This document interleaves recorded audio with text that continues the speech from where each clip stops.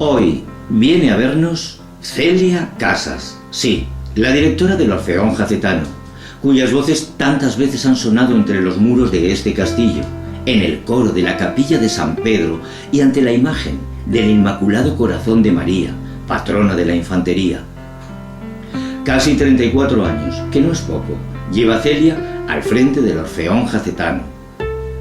Celia es una de esas personas que sabe volcar con generosidad su talento, su esfuerzo y su pasión en el trabajo, en esa tarea de dirección, en ese proyecto colectivo. Alejada de vanidades, de protagonismo, Celia habla despacio, pero con rotundidad. Su mirada entre tímida, melancólica y expectante refleja sinceridad, curiosidad por las cosas, por la vida, por conocer y descubrir. Y sobre todo, ese amor incondicional por la música que ha marcado su vida desde que su abuela le regalara un piano cuando ella tenía solo 7 años. Y desde entonces, su vida entera ha estado marcada por la formación, cursos y más cursos, ensayos, conciertos y viajes, recorriendo medio mundo, paseando y prestigiando el nombre de Jaca en todos esos escenarios. Apasionada de la lectura, el cine y de la naturaleza, Celia ama profundamente Jaca, su ciudad, sus gentes y sus paisajes. Déjenme que les cuente que para preparar nuestro diálogo, uno bucea por internet en busca de información, conciertos por España, por Europa, por el mundo entero.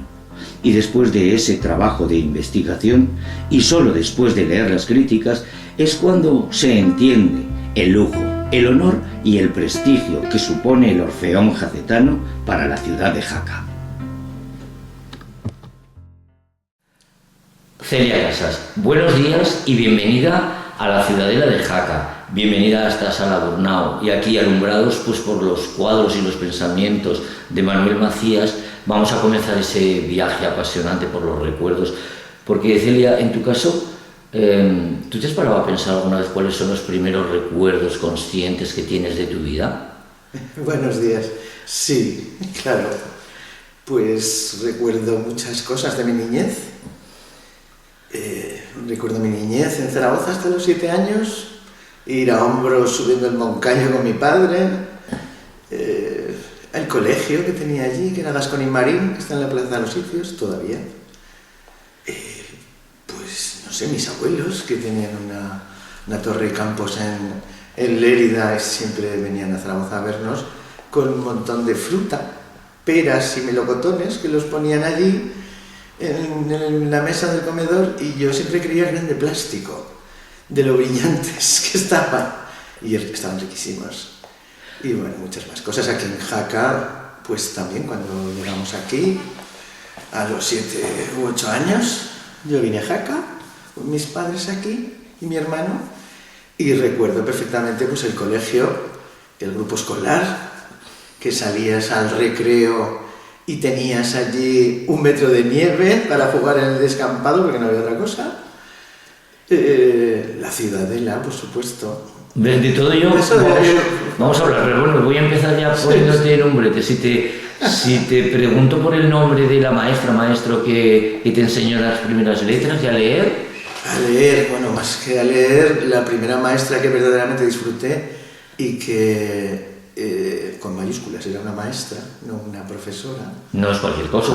Como entonces, pues fue aquí en Jaca y siempre la recordaré yo, Doña Felisa. Doña Felisa.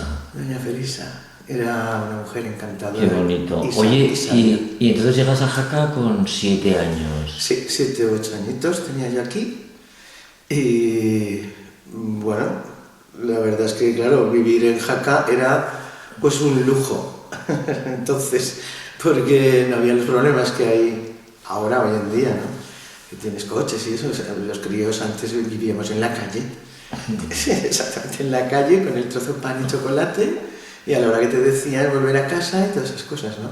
Aquí los recuerdos son de niñez, pues como un poco asalvajados, la verdad, porque los críos nos íbamos por la zona de la pista de hielo, a la chopera, nos íbamos a bañar al río Gas, que se podía entonces, a la poza de la bomba.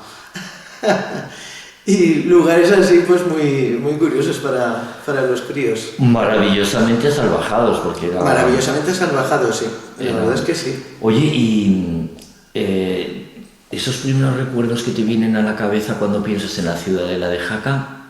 La ciudadela de Jaca para mí siempre fue algo que explorar. Ya tenía alma de exploradora y escaladora ya, o sea, ya montañesa. Pues al igual que escalábamos los muros del grupo escolar por aquellas piedras que había allí, pues aquí 3/4 de lo mismo. Entonces, pues brincabas al primer foso, como si nada, claro, porque eras de goma, pero el segundo foso había que destrepar. ¿Y cómo lo hacíamos? Pues destrepábamos por las tuberías que había y bajábamos al foso grande para investigar todos los huecos que había allí. Y volver a subir, pues a escalar por la misma tubería hasta arriba. Fíjate que eso, lo de los tubos no lo conocía, pero si yo sí me acuerdo de una famosa nevada que hubo en los años 70, en la cual los críos nos tirábamos al foso hondo porque había nieve y entonces no podía pasar. Oye, Celia, claro, la juventud te pilla de lleno en la ciudad de Jaca, finales de los años 70. ¿Qué recuerdos tienes tú de esa juventud? Hombre, a ver, desde los buenos que, yo qué sé, desde los 7, 8 años, a mí ya mi abuela y mi madre me compraron un piano, entonces ya fui a clases de piano. Con el método antiguo que se dice ahora, y tenías una profesora particular, y recuerdo con mi amiga María Luisa Luz, que íbamos las dos a dar clases con Pilar Sanz, que nos daba piano. Entonces, por un lado hacíamos piano, por otro lado me apuntaron al judo, que estuve hasta los 15, 16 años haciendo judo y karate. Y por otro lado, pues también te apuntaban a Mayencos, te ibas a esquiar a Candachu, te apuntaban o te llevaba al colegio a la pista de hielo, aprendías a patinar, en fin, todas esas cosas muy bonito. Luego ya en el 73, que fue cuando yo entré en el Orfeón, en el 73 tuve muy poco tiempo, ya era una mini adolescente y bueno, pues ya te puedes imaginar, los adolescentes.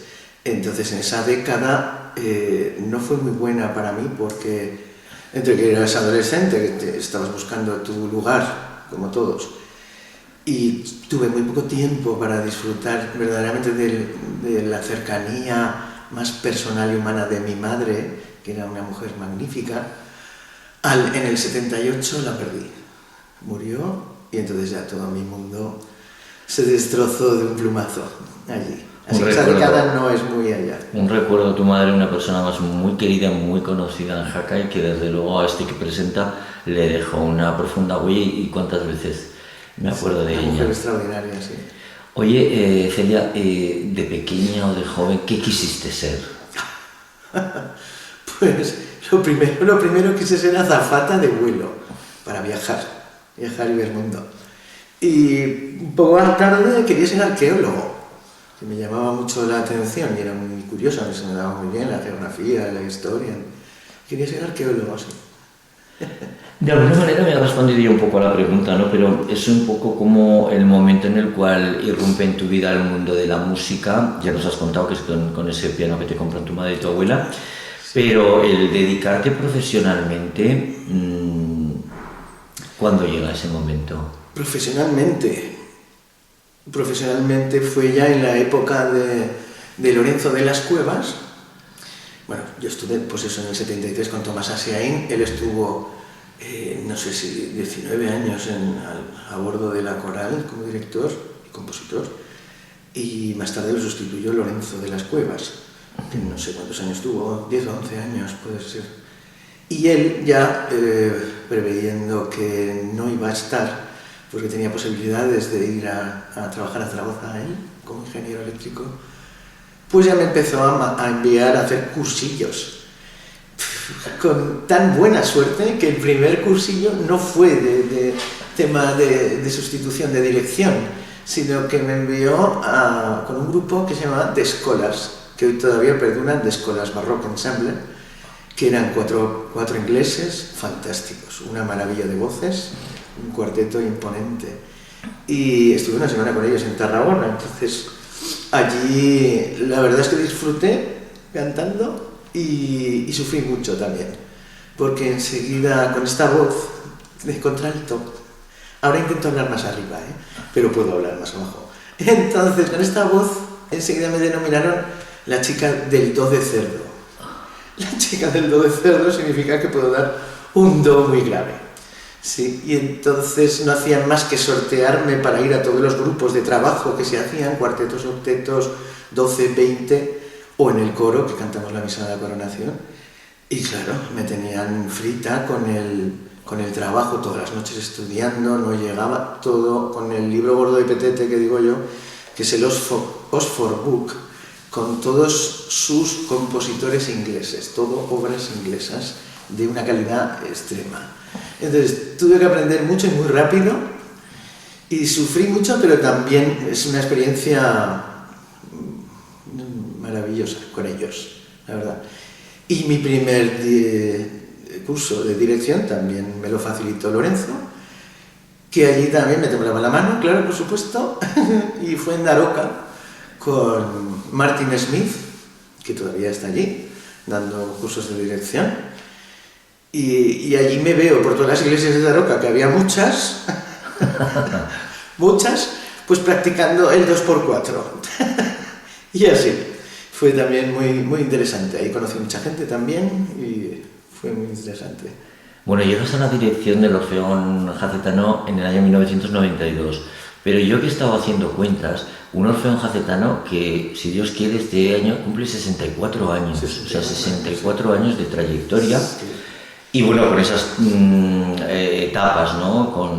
Con Aseain primero, con De las Cuevas después, y en 1992 llega Celia Casas. Desde 1992 hasta la actualidad. Bueno, ¿cómo no sé, si tú te pudieras extrapolar de ti misma y tuvieras que definir esa tercera época del Orfeón, ¿qué me dirías? De mi época.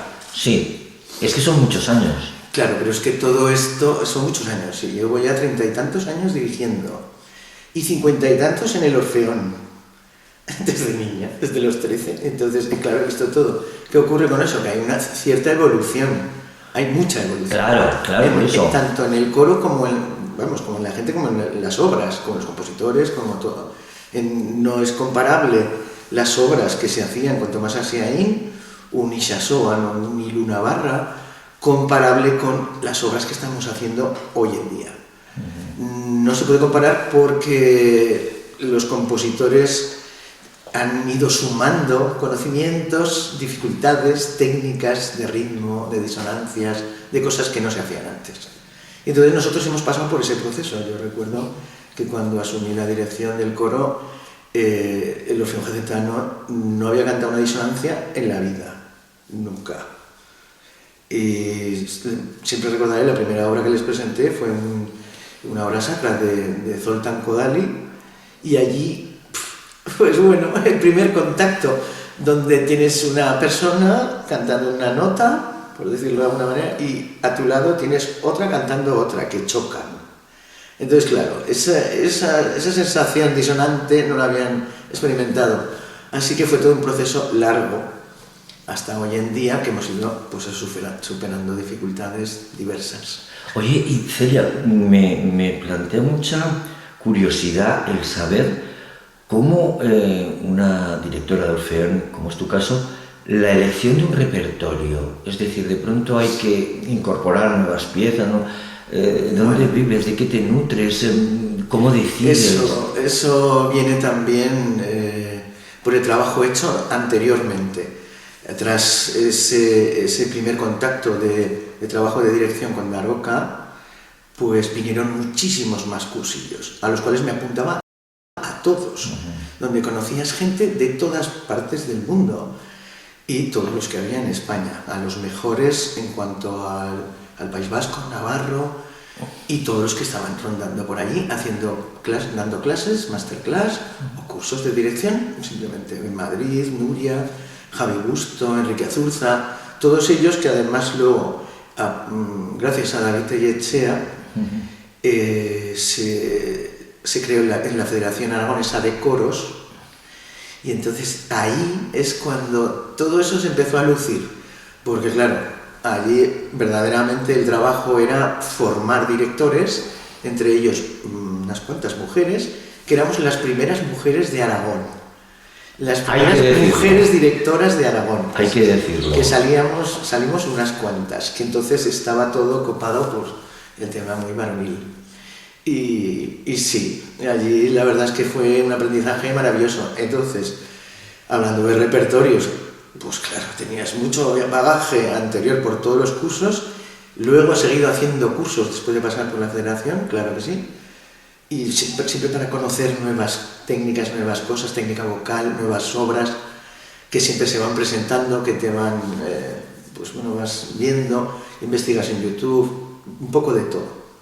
Oye, y otra cuestión que es importante, a la hora de la creación o de la existencia de cantera, pongamos en la ciudad de Jaca, no sé de qué manera o qué le pides tú a una persona que se acerca a ti y te dice quiero cantar, separando un poco quiero decir, el tipo de voz que haga, el lugar que ocupe en el Orfeón y tal, no sé, es como más espiritual, me imagino, ¿no? Como más...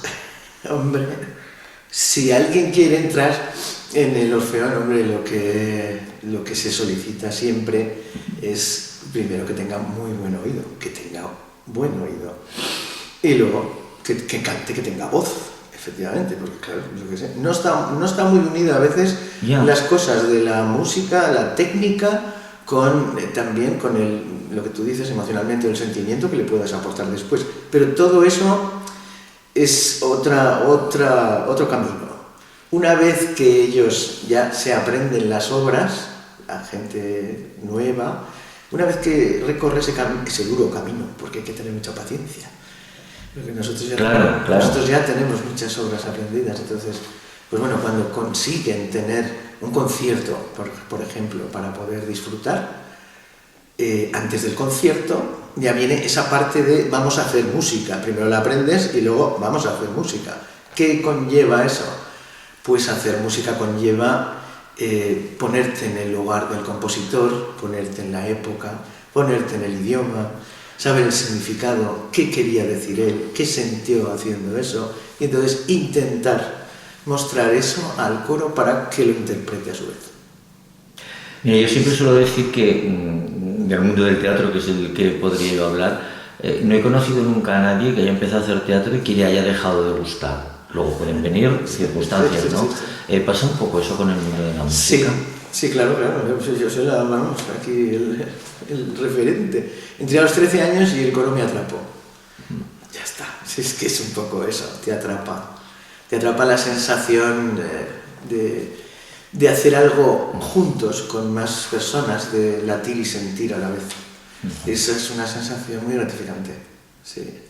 Hombre, yo no te lo pregunto, sino que lo afirmo, ¿no? La calidad y el orgullo que tenemos en la ciudad de Jaca de nuestro Orfeón, porque además pues es que está tan presente en nuestra vida a lo largo de los años. Hombre, yo creo que sí, siempre hemos colaborado con el ayuntamiento y siempre hemos estado en todo tipo de requerimientos institucionales, conmemoraciones, ONGs, el clero, en fin, en todo momento siempre hemos estado allí y estamos.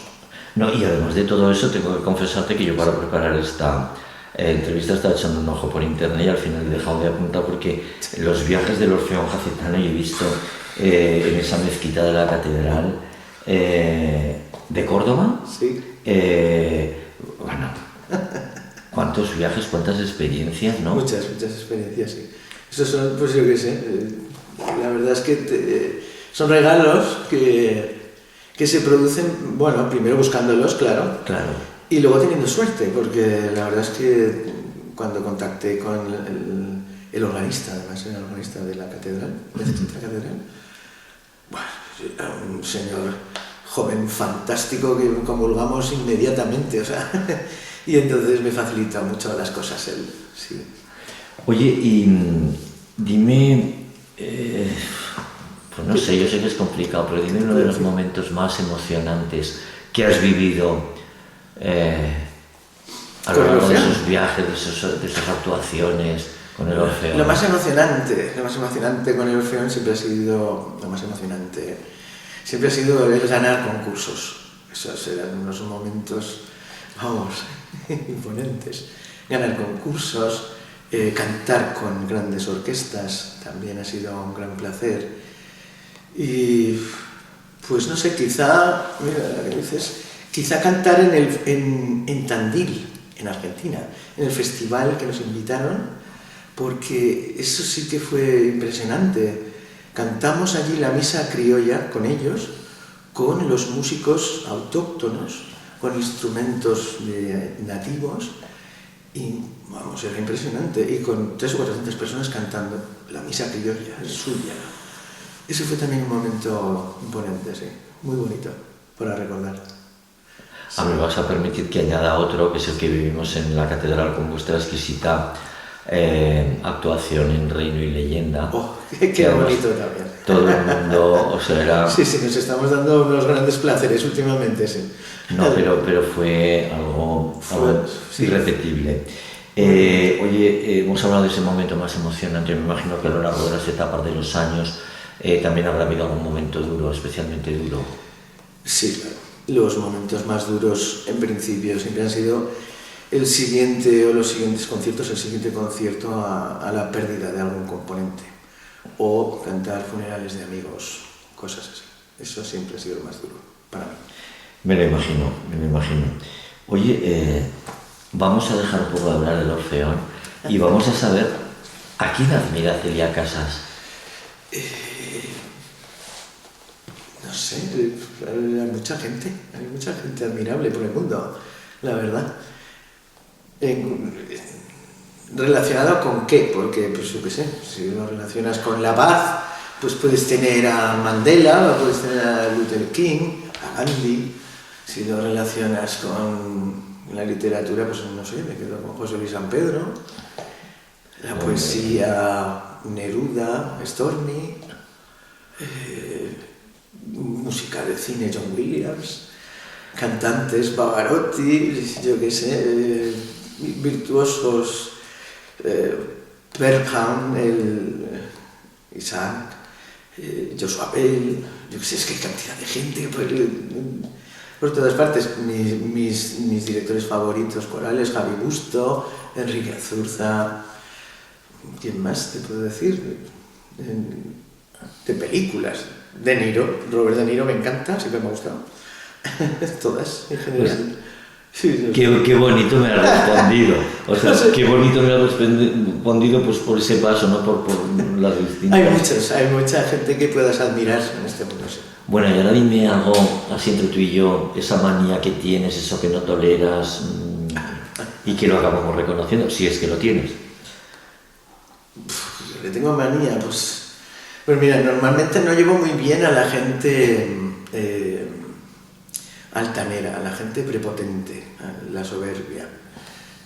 No la llevo muy bien. Y por otro lado tampoco llevo muy bien la gente que es, pues yo qué sé, muy no sé, que es muy banal, ¿no? La banalidad, la tontería, la trivialidad, todo eso. Entre ambas, pues la verdad es que intento escapar de ese tipo de personas todo lo que puedo, claro. Oye, ¿cuál es tu...? Vamos a hablar de dos paisajes. Dime el paisaje del Pirineo. Paisaje, sí. Que, bueno, pues ¿qué es tu paisaje? Mi rincón favorito, bueno, del Pirineo a mí me gusta todo el Pirineo, las montañas me encantan. No hay rincón feo. No hay rincón que no me guste. Pero mi rincón favorito para pasear, y además lo tenemos muy cercano, es el circo de Rioseta. Oh. Ese es mi favorito. Siempre que puedo voy allí, porque allí he vivido muchas cosas. Al final del camino tienes unos pequeños montículos plagados de pinos. Desde allí atisbas los pinos negros de la zona más alta, ves pasar los sarrios, ves la nieve. He visto todas las puntas de todos los colores, morados, rosas, naranjas. Es fantástico ese lugar, con el río.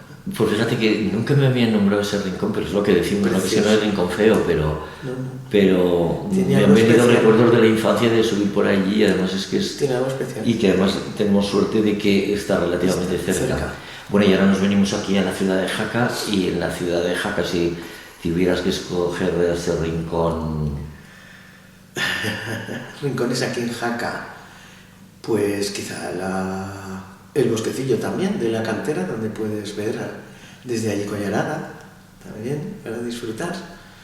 ¿Y qué más rincones? Por la Ciudadela también hay algún rincón. Doy fe. Sí, maravilloso para estar. Doy fe, Pensar y soñar, sí. Yo cada día que entro, y hace ya muchos años, me abraza la Ciudadela y es como sí, ese Jaca sentimiento. con el tema verde es maravilloso porque no notas que estás en una ciudad, verdaderamente en 5 minutos estás en un sitio donde disfrutas. Sí. Oye, Celia, ¿y si ahora con una varita mágica yo te dijera o te preguntara cuál es ese escenario, en qué ciudad del mundo, es un reto pendiente en el cual te gustaría ir allí y dirigir al Orfeón Jacetano? Hombre, pues en alguna catedral magnífica, por ejemplo, no sé qué sé,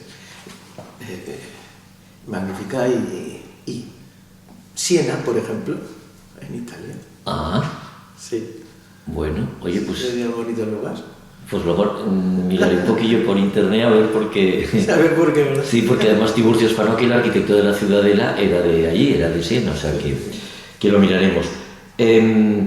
Yo espero que me respondas que no mucho a la siguiente pregunta, pero esto de las nuevas tecnologías en lo que es esa expresión artística que es pues las voces de un coro, de un orfeón, ¿va a cambiarlo? ¿No va a cambiarlo? En que... O sea, es que todo está impregnado ahora de las nuevas tecnologías, de la IA, de las... La inteligencia artificial, cómo sí. afecta a la música. Yo creo que en todo... Sí, porque yo estoy viendo que a los actores se nos van a cargar. Pero... Sí, la inteligencia artificial, pues, bien tomada, pues ayuda mucho, por ejemplo, a los compositores. Ya. Es decir, tienes toda la programación, todo lo que es el tema de ritmos, de ecualizadores, de masters, todo eso les puede ayudar mucho a ahorrar tiempo a la hora de componer, por ejemplo. Yeah. Eso yo creo que está muy bien utilizado por esa parte. Por otra parte, pues mal utilizado, pues puedes tener las voces sintéticas, puedes tener los clones, puedes tener esa pérdida de la sensibilidad artística. Claro. Y allí, pues bueno, incluso puedes tener problemas con las autorías. Digamos que mal utilizada, pues tiene sus pegas. O sea, como todo, hay que saber compensar eso. Me venía a la cabeza ahora una idea, y es que, claro, cuando tú miras a los grandes maestros de la música a lo largo de la historia de la música, ¿por qué son tan desconocidos los compositores de música clásica actuales? Clásica actuales. Hombre, pues que... Es que tú le preguntas a cualquier persona, sí. Richard Wagner, Liszt, Schubert, sí, pero bueno, hay gente que es apasionada de la música, gente que compone, y quizá pues sí que, bueno, pues claro, los grandes divos y divas de la ópera pues son conocidos, pero compositores, así como compositores de música moderna o otro tipo de creadores, sí que se conocen. Es que hemos llegado a un punto donde ya, por ejemplo, en la música que tenemos de solista o de pop o de lo que quieras, la música urbana, hoy en día, pues bueno, la música urbana está plagada de hip hop, de reggaetón, de drill, de trap, de cosas de estas que van evolucionando a partir de cosas anteriores. Ya. Claro. ¿Qué pasa con los compositores de música clásica? Evolucionando con los compositores anteriores a partir de la dodecafonía, siguen existiendo, quiero decir, siguen existiendo, pero ahora eso es muy curioso esto, y no los conocemos. Claro. No los conocemos porque es la típica música contemporánea que se traslada, por ejemplo, la puedes escuchar en el Reina Sofía. Claro. Es un tipo de música contemporánea bastante dura, es bastante más dura al oído del espectador, que no está acostumbrado. Entonces, no se crea esa fama tan amplia por eso. Que no ha pasado así en la música coral. En la música coral, al revés, hemos tomado también de... Eso te iba a decir. Hemos tomado también de atrás, se ha evolucionado mucho, pues desde el disonante de Gesualdo, Carlo Gesualdo, que era, pues eso, imagínate, estamos hablando del Renacimiento, hasta hoy en día, siempre había gente que se rebelaba ante las normas y la música iba creciendo en todos los ámbitos, en la instrumental o en la coral, hasta hoy en día. Pero la coral se ha quedado en los compositores nuevos que ahora son famosos por todo el mundo, tienen un tipo de música más armoniosa, relajada, más audible al espectador nuevo. ¿Qué ocurre? No se puede decir que sea como un New Age, es como una música romantizada y algo más agradable que la música instrumental de hoy en día, algo más agradable para el resto de los humanos. Y no sé qué te puedo decir. Oye, la gran mayoría de los compositores, de todos modos, todos, incluso los instrumentales, incluso los instrumentales también. Instrumentales me refiero cuando echan mano de coros. ¿Por qué? Porque tienen texto. De coros sinfónico-corales, ¿vale? Cuando hacen obras. Normalmente los compositores en todas las épocas siempre se han lucido con la música sacra. Han desplegado todos los recursos de su mente para que eso fuera, que quedara en el tiempo. Todos, y los de hoy en día, los contemporáneos, también lo hacen. Entonces, si alguien quiere ponerse al día un poco con la música contemporánea, ya sea de una manera u otra, coral solo o sinfónico coral, pues tiene una posibilidad en probar a escuchar ese tipo de música de los compositores modernos, que no se quedan fácilmente, pero pudiera ser. No, pero hoy teniendo la red es mucho más sencillo que hace unos años, que en el cual tener acceso a información era muchísimo más complicado. Pero Celia, ¿tú qué opinas, por ejemplo? A ver, hay un dato que es así, ¿no? Ahora se hace una música, ya no, fuera de todo lo que es la música clásica, pues la música que nuestros jóvenes escuchan ahora, ¿no? Es un producto para usar y tirar. No lo sé porque tanto tú como yo venimos de una generación que tenías grandes grupos, tenías bandas, tenías U2, tenías Supertramp, tenías Paul McCartney, tenías los Beatles, tenías cosas pero que siguen siendo actuales, que se siguen escuchando en la radio, pero sin embargo estos grupos con estas letras, estas cosas que cantan, se escuchan un trimestre y desaparecen. Y no hay carreras profesionales, no sé, es como de usar y tirar. ¿Cómo es que eso se llama consumismo. Y ya está. Si no tiene otra palabra, es gratificante al momento y se desvanece. Por eso, pero claro, a ver, hay gente que lo hace mejor que otros. Entonces, pues no sé, en los compositores urbanos siempre tendrás a alguien bueno que va a perdurar en el tiempo. Pero no es fácil, no es fácil. Ya. En los colegios no hacen más que escuchar en el recreo el reggaetón y todas esas cosas y ya está, pero bueno, también hay profesionales que lo hacen muy bien.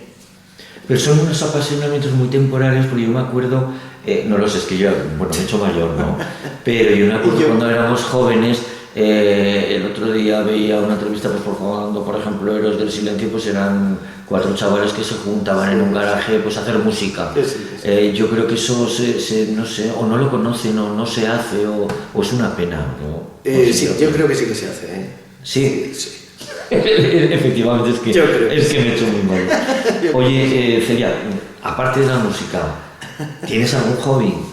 Hoy sí, varios. Yo soy una cinéfila empedernida, me encanta el cine, me encanta escribir, escribo poesías y relatos cortos, leer, pues, así tengo los ojos, de vista cansada, claro. Sí. Leer mucho, me gusta leer, y sobre todo me gusta mucho la montaña, pues senderismo por la montaña, claro. Bueno, pues ya es que me has dado los dotes de los jóvenes, porque además yo siempre lo digo, la lectura que te está guardando cada noche, coges la novela y leer y escribir condimentas con tu imaginación todo lo que te están diciendo. Yo muchas veces se lo digo a la gente joven, le digo, pero tú sabes lo que te estás perdiendo, porque, a ver, tú ves una película y la ves, pero lees y te lo imaginas. En la literatura puede ser todo como tú quieres que sea, y a mí eso me parece utilizas el cerebro, importante.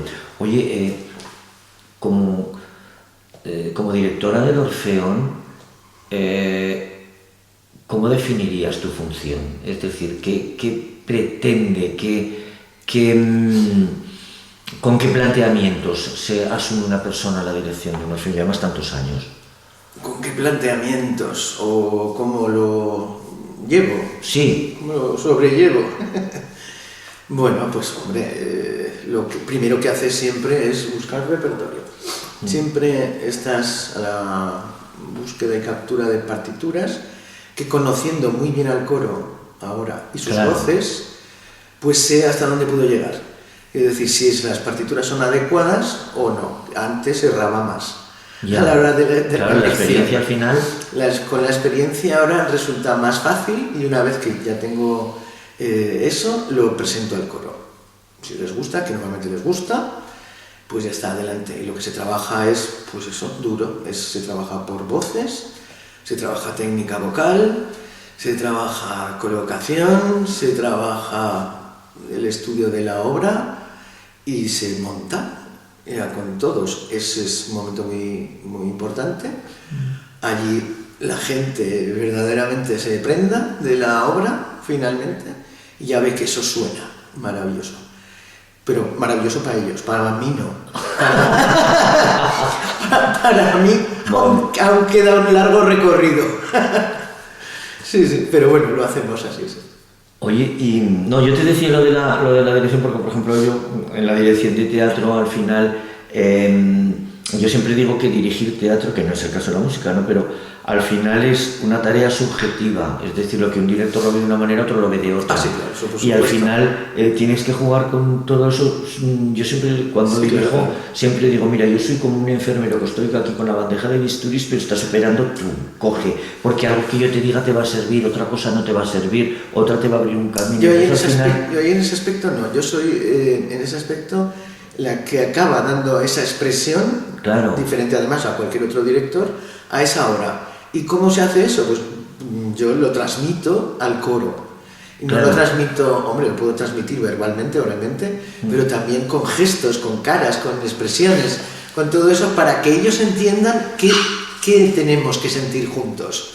Yo soy, pues eso, es espejo mutuo. Te he visto dirigir, y es curioso, yo cuando dirijo actores no puedo evitar, y al final acabo tocándolos, subiéndoles el brazo, haciéndoles no sé qué, de pronto es como que intentas modelar para que tu expresión y tu voz haga lo que tú has pensado que podía ser, ¿no? Claro, yo lo que busco es que, como vas a estar en el concierto, que ellos verdaderamente expresen lo que yo les he enseñado con respecto a esa obra, para que se lo den al público, claro, o sea, que está allí, claro, y el que debe de sentir, y valorar, y yo qué sé. Y es como, estar con la masa en la mano y estar modelando. Sí, es como tener ahí la arcilla para poder hacer algo y regalarlo. Te entiendo perfectamente. Oye, ahora me has interpretado de algún proyecto de futuro que estéis ahora.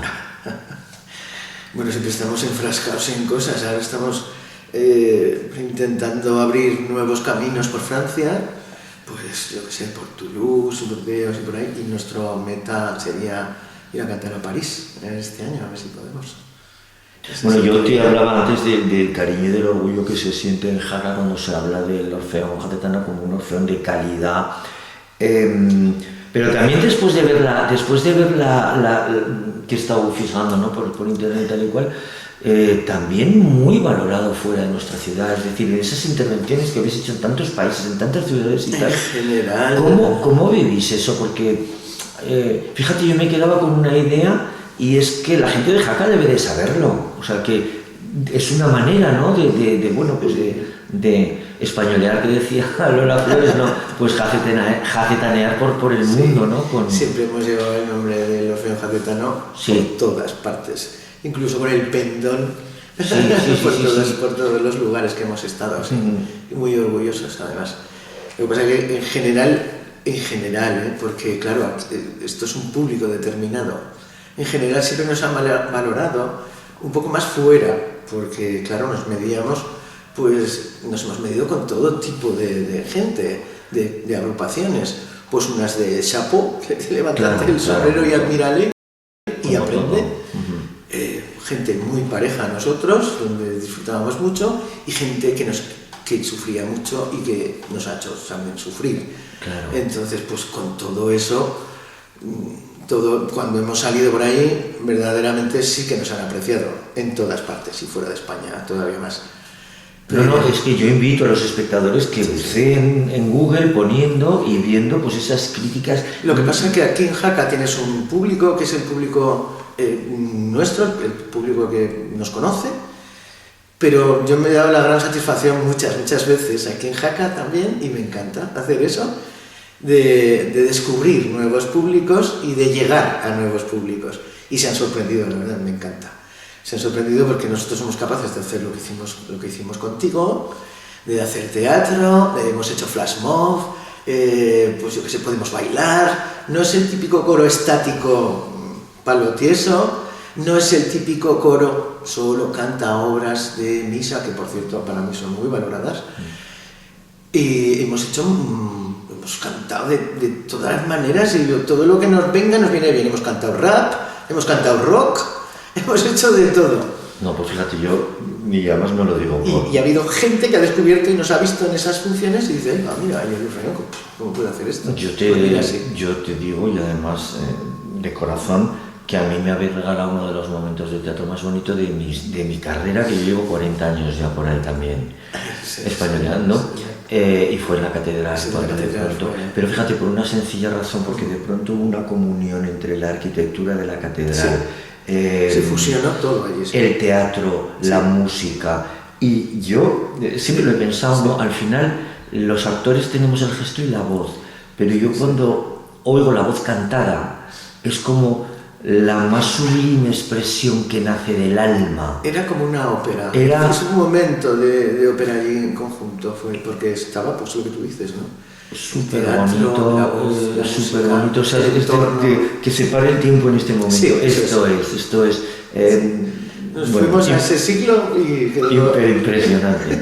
Oye, ahora te voy a formular una de las... A mí es la pregunta que más me gusta de estos diálogos desde la fortaleza, y es buceando en la nostalgia y en el recuerdo, pero ¿cuál es ese consejo que te dieron o tu padre o tu madre cuando eras joven, y que además yo no sé si a ti te pasa, pero a mí sí, lo rememoras con el paso de los años, le das forma y además piensas qué razón tenían?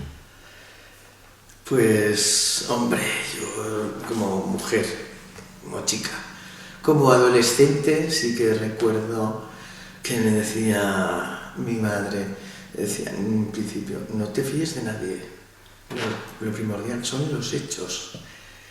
Y con esa película me quedé como diciendo, más tarde, diciendo, utiliza el cerebro, por favor. Pues sí, bueno, como estamos... Yo era una persona como muy seria, muy tímida, muy vergonzosa y todo eso. Ahora me puedes ver aquí más o menos radiante, pero era muchísimo más cerrada. Eso con el tiempo también ha mejorado, sí.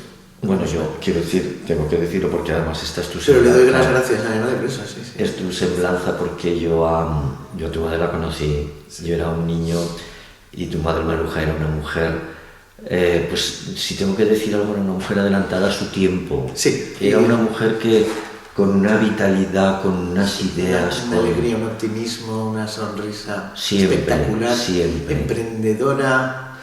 Totalmente. Sí, era muy alegre. Todo lo contrario a mí. Sí, no, es verdad. Sí, tenía un carácter así. Hemos hablado de lectura. A ver, ¿qué libro tienes ahora mismo encima de la mesilla? Pues mira, el último que me leí hace nada, El clan de Mola. Ajá. Me leo de todo. Y ahora estoy acabando el Suelo después de la lluvia, de Sapir. Muy bien. Oye, ¿y qué te iba a decir? ¿Tienes alguna manía especial para leer? ¿Lees en la cama, en sofá? ¿A qué hora? Es muy curioso porque yo tengo que leer sentada y bien sentada, quiero decir, tiesa, no, como decimos aquí, repantingaos, en el sofá medio largos y eso, no. Necesito poder coger el libro, porque a mí me gusta leer con libros de papel. De papel, sí, muy bien, sí. Sí, y entonces disfrutarlo, saborearlo y pues eso. Oye, ¿qué piensa Celia Casas de cada día cuando se la enchufa la televisión y ve los informativos y ve la situación del mundo y ve a Donald Trump y ahora guerra en no sé dónde y los conflictos con Groenlandia y todo eso? Uf, qué mal todo, ¿no? Muy mal. La verdad es que detesto los telediarios. Tendría que haber alguna cadena que se dedicara a hacer un telediario de buenas noticias para paliar un poco eso. Porque lo que se te queda después de ver lo que ves, tanta brutalidad, tanta... no sé. Tanta injusticia. Tanta injusticia, tanta angustia. Es como vernos al borde del precipicio constantemente.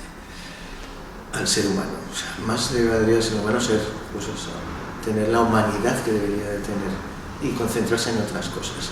Porque vamos, estamos perdiendo el norte, todos. Oye, y cuando pasen muchos años, ¿cómo quieres que sea recordada tu trayectoria al frente del Orfeón, no? Llevas muchos años, pero que pasen muchos años. ¿Cómo quiero que sea recordada? Dice. Pues, hombre, no sé, como alguien que ha intentado a través de la música hacer felices a la gente. Sin más. Pues me ha encantado por la concisión, pero además por la profundidad, ¿no? de esa afirmación. Oye, ¿y dónde te ves viviendo y haciendo qué? Pues dentro de 10, 15 años. 10, 15 años. Pues hombre, yo espero que si vivo, hombre. con salud física y mental, pues aquí en Jaca, claro, por supuesto, sí, en mi Pirineo, es lo que me gusta. ¿Y haciendo qué? Pues como no podré estar allí con la batuta seguramente, pues bueno, pues a lo mejor hago un pinito de composición o estar tocando el piano o haciendo algo relacionado con la música o escribir, que también me gusta mucho. Sí, pues no te lo preguntaba porque hay gente que dice, no, claro, en profesiones como la tuya, ¿no? Yo me imagino que jubilarte, pues uno no se jubila porque lo haces de otras maneras, haces otras cosas, pero al final es un poco, y además que está muy bien porque el bagaje, la experiencia, lo que has vivido y tal y cual, pues es algo que cada vez te da más valor, ¿no? Sí. Oye, y ahora te voy a hacer la pregunta final. Del diálogo desde la fortaleza, y es que te voy a pedir que me grabes un mensaje. Ese mensaje yo lo voy a esconder en algún formato de estos modernos, iba a decir pendrive, pero me imagino que ya estará obsoleto el pendrive. Bueno, y no lo escuchará nadie hasta que casualmente dentro de 300 años, en el 2326, vayan a levantar las piedras de una casamata de la ciudadela y dirán, anda, ¿esto qué es? Y entonces, como tendrán ya una tecnología que bueno, ya es impresionante, se escuchará tu voz. Tú ves muchas películas de ciencia ficción. Muchas. Sí. Tú imagínate, no, yo eso siempre lo pienso, tú imagínate que hubiéramos podido escuchar ahora la voz de hace 300 años de alguien. Descubrir una cápsula del tiempo por allí. ¿Qué le dices a alguien de dentro de 300 años? ¿O qué se te ocurre a ti que le podrías decir? ¿Qué se me ocurre a mí que podrían...? Pues hombre, no sé, algo muy sencillo. Que no sé si entonces habría de eso, o habrá. Pues no sé, mi recomendación sería, o mi frase sería, pues que amen la música, porque es el único lenguaje, es el lenguaje universal que no entiende de diferencias, y si las hay, las suma, las aúna y las une. Wow, no. Ese sería mi... Qué reflexión más bonita, más importante y más verdadera. Sí, es cierto ahora y podría ser, ¿por qué no?, más adelante. Pues Celia Casas, esta ha sido tu semblanza y quiero agradecerte mucho pues que te hayas abierto, que hayas accedido a esta entrevista y que hayamos conocido a alguien que a lo mejor durante muchos años has conocido, directora del Orfeón, pero que hayas compartido conmigo este rato aquí en la Sala 1 de la Ciudadela. Gracias. Gracias a ti. Los primeros recuerdos de Celia son excursiones con su padre, subiendo el Moncayo, o cuando sus abuelos, que tenían una torre en Lérida, llegaban a casa cargados de fruta. Especial recuerdo para doña Felisa, la maestra que le enseñó a leer a los 7 años, que es cuando Celia llegó a vivir a Jaca. 50 y tantos años en el Orfeón y 30 y tantos dirigiendo. Tuvo que estudiar mucho y aprender rápido para asumir esa dirección, esa tercera etapa después de Tomás Asiaín o Lorenzo de las Cuevas, esa etapa que arrancaba en 1992 con la lógica evolución de compositores, técnicas, repertorios y disonancias que vieron la luz por primera vez bajo la batuta de Celia. Entre otros muchos, Celia admira a Neruda, a Martin Luther King o a José Luis San Pedro.